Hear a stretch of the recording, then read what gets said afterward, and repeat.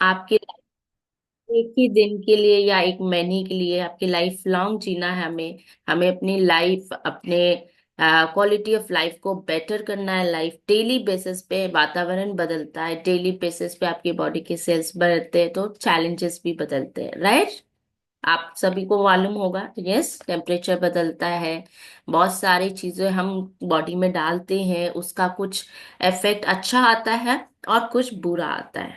समझ में आ रहा है सभी को, है ना। तो कभी हमें मन करता है मीठा खाने का, कभी खट्टा खाने का, कभी ज्यादा खाने का, कभी कम खाने का। फ्लक्चुएशन होता है ना आपकी डाइट में, आपके मूड में, नहीं होता है ऐसा? ठीक है। तो हमेशा क्या करना है, अच्छा पता है आपको, आप लोग को खाना कहाँ से खाना चाहिए? यहाँ से।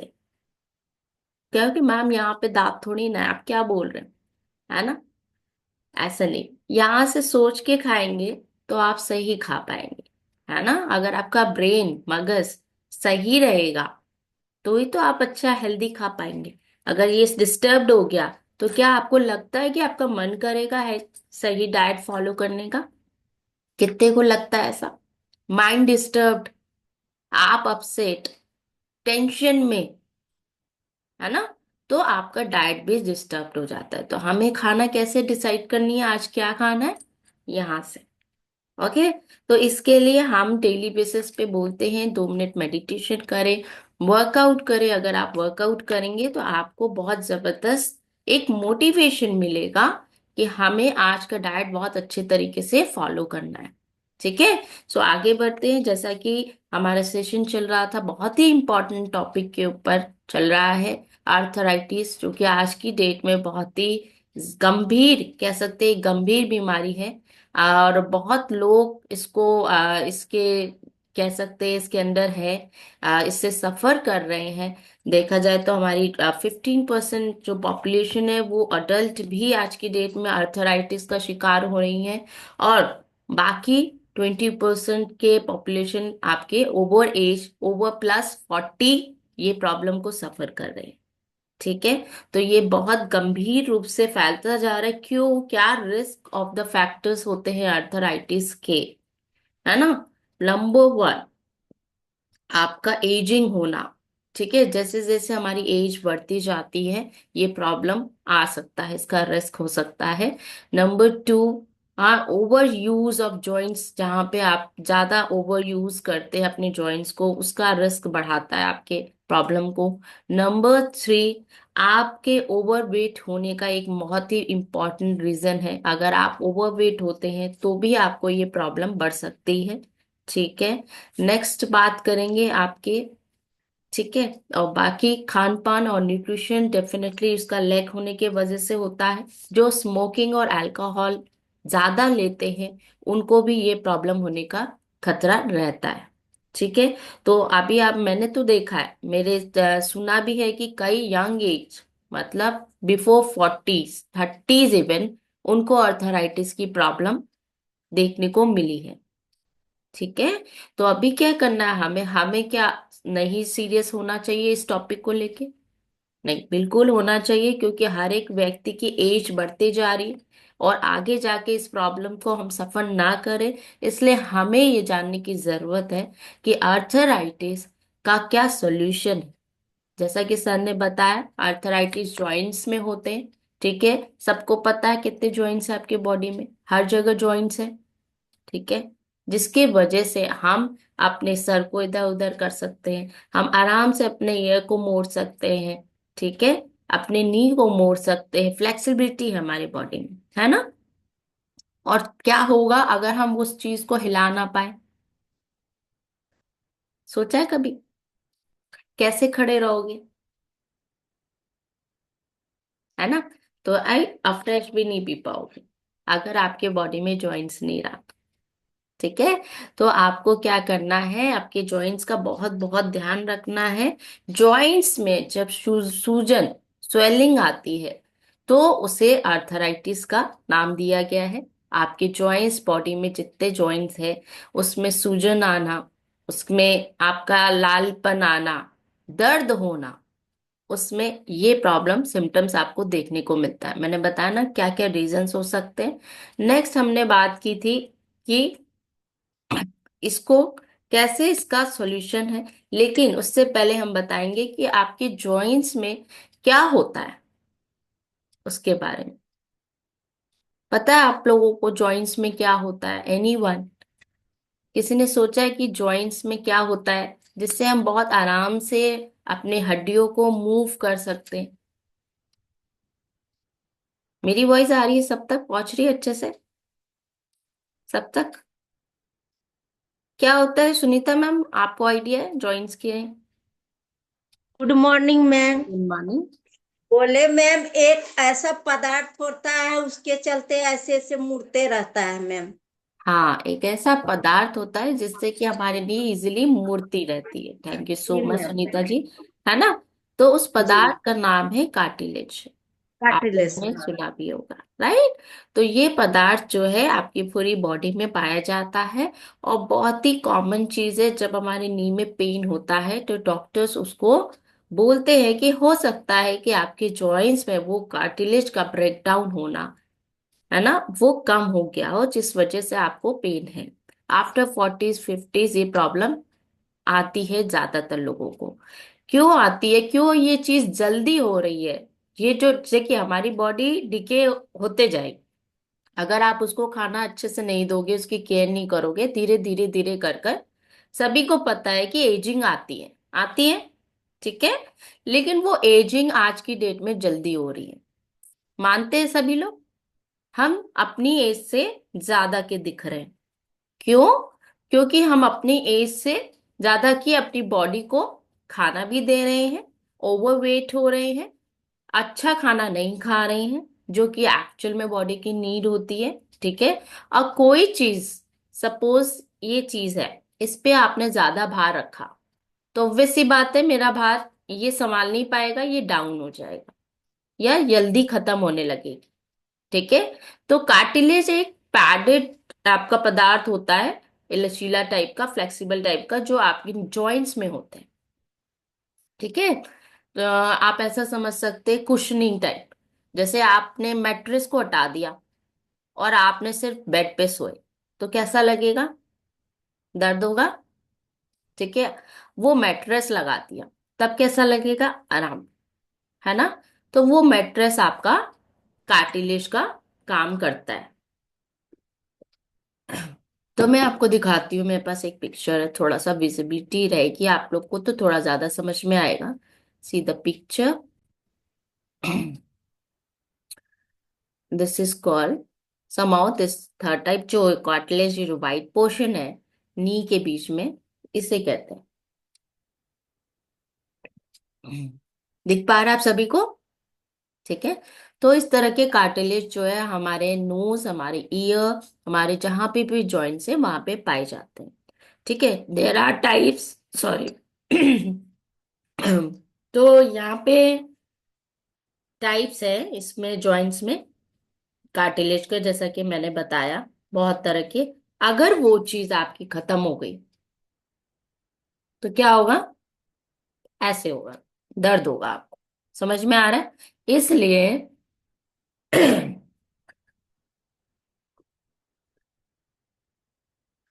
आपको दिक्कत हो सकती है। तो कार्टिलेज इंपॉर्टेंट है आपको। Give me second.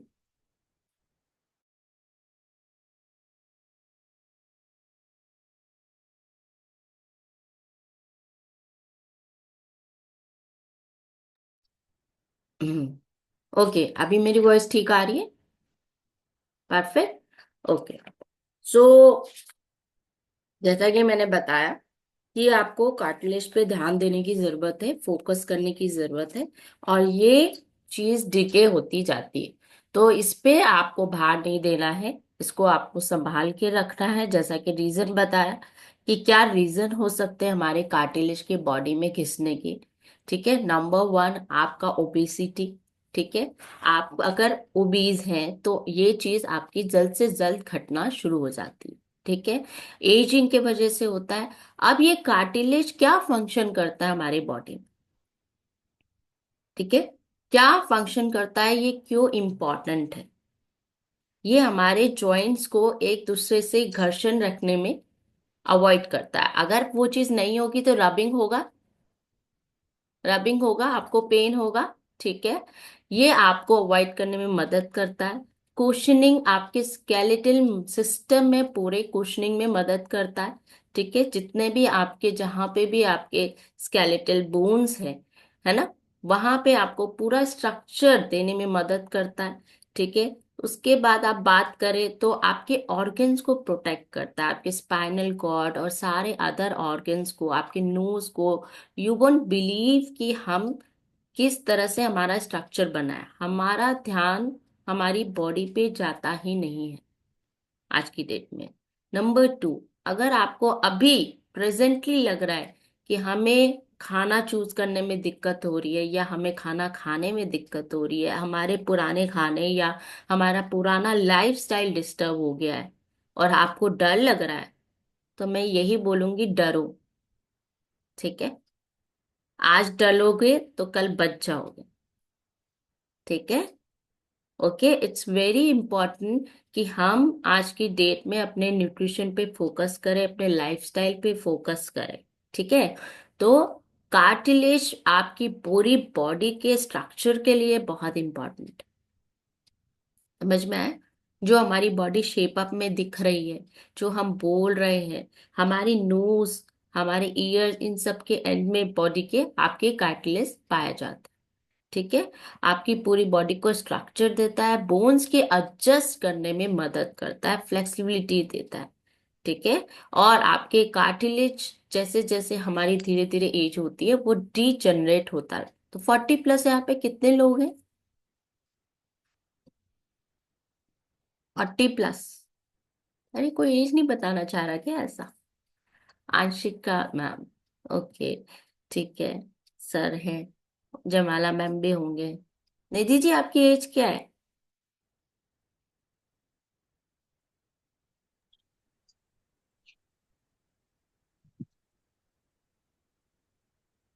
40 है मैम। 40 है, वेरी गुड। आप 40 बॉर्डर पे है, वेरी गुड। तो जैसे जैसे कि, जैसा कि आपका भी वेट बढ़ा हुआ है, हम जानना चाहेंगे आपका यहाँ पर कम्युनिटी में क्या रिजल्ट आया और कितने दिन। अच्छा है मैम। अच्छा है मैम।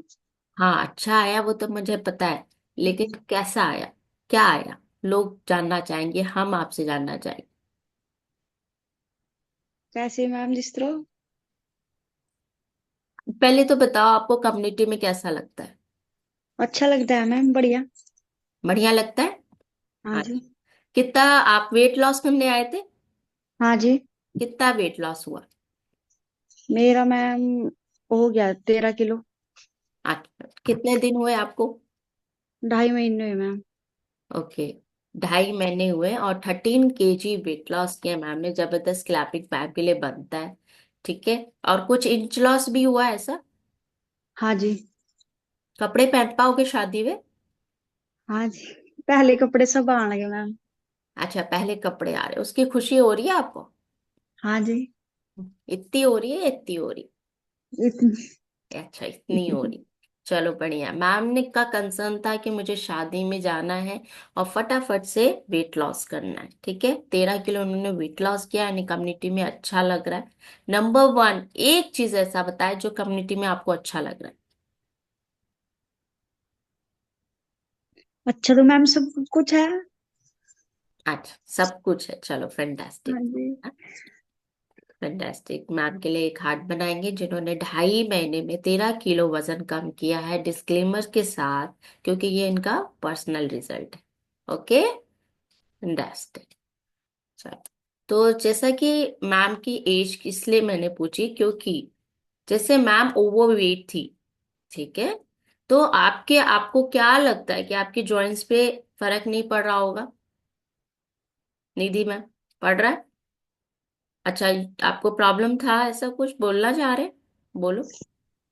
बस जी थकान ज्यादा रहा कर, हाथों पैरों में दर्द रहा करा था। दर्द रहता था पैरों में? हाँ जी, हाथों में भी, पैरों में, बाजुओं में।